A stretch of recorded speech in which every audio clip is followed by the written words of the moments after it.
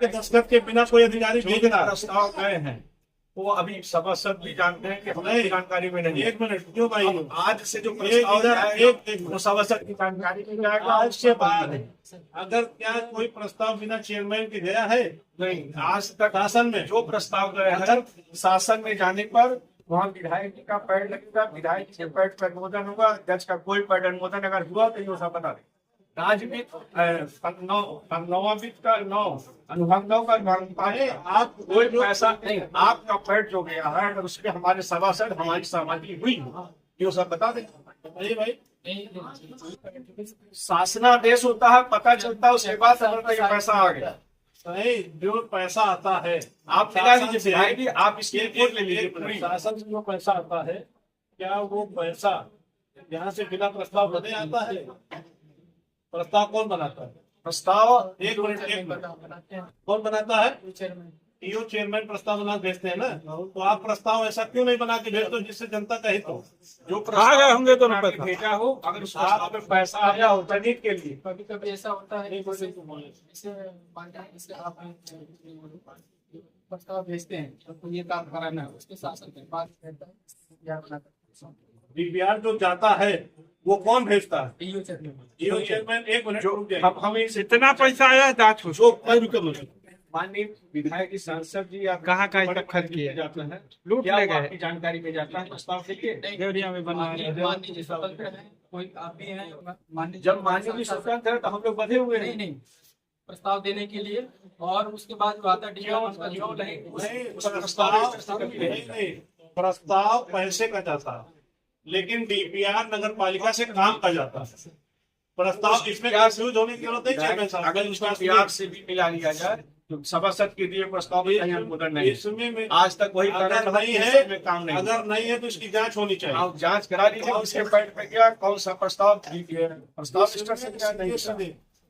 आप जितने भी डीपीआर गए हैं वो उसमें चेयरमैन की दस्तखत है कि नहीं है इसकी जांच होगी। दस्तखत का भी घाल मिले हैं, स्कैनिंग हस्ताक्षर प्रूफ से करा लीजिए, मुकदमा लिखवाइए, हस्ताक्षर प्रूफ से कराइए, इसका स्कैनिंग मुकदमा लिखवाइए। हमको लगता है कि हमारा नहीं जो प्रस्ताव हमने दिया वो आज तक नहीं अप्रूवल हुआ। अगर नहीं हो रहा मुकदमा लिखवाइए। पहले भी मनमानी करता है।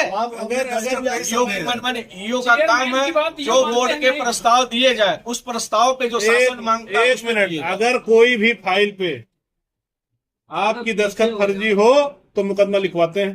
नहीं, आप इनका आरोप था पहले कि जो भी हमने आज तक शासन में लिखा है उन कार्यों की स्वीकृति नहीं मिली है।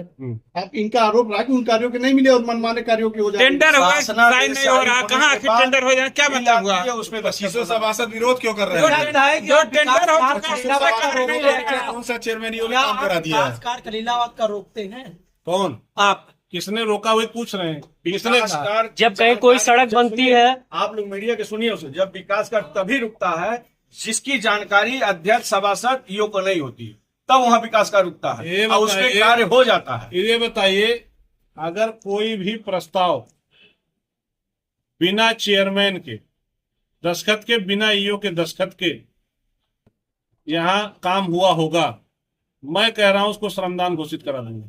आप पत्रकार बंधु हैं, पूरे खलीलाबाद में पता कर लीजिए, अगर कोई भी प्रस्ताव शासन गया हो बिना ईओ और चेयरमैन के दस्तखत के, डीपीआर गया हो, तो मैं उस काम को श्रमदान घोषित करा दूंगा, उस ठेकेदार को ब्लैकलिस्ट करा दूंगा। आरोप तो यही लग रहा है विधायक जी की, मतलब नहीं, अब आरोप नहीं लगेगा, आरोप अब नहीं लगेगा, आरोप अब नहीं लगेगा।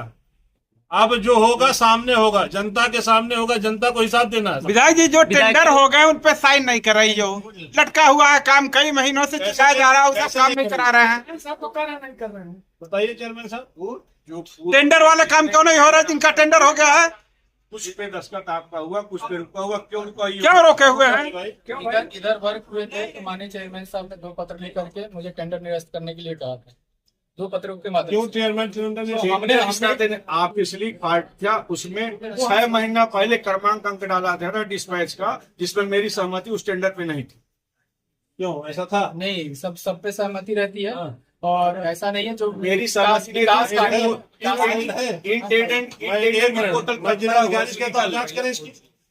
ये टेंडर भी पोर्टल पर पड़ा हुआ है, उसको देखिए। पूरा नगर पालिका विधायक जी जांच करवा दीजिए, जब से ईओ बने हुए हैं कितना काम हुआ कितना नहीं हुआ सब पता चल जाएगा। मैं इतना कह रहा हूँ 1 महीने में व्यवस्थाएं ठीक नहीं हुई। मैं मीडिया से भी कह रहा हूँ, चेयरमैन साहब के सामने भी कह रहा हूँ, ईओ भी कह रहा हूँ, मैं इसकी ऑडिट टीम लगा के व्यक्तिगत जांच कराऊंगा। जांच हो जाए उसमें निष्पक्ष, हाँ, क्या सही है क्या गलत वो निकल के सामने आ जाए। जांच इसकी कराते हैं। चलिए अब सर टेंडर ओपन हो गया है।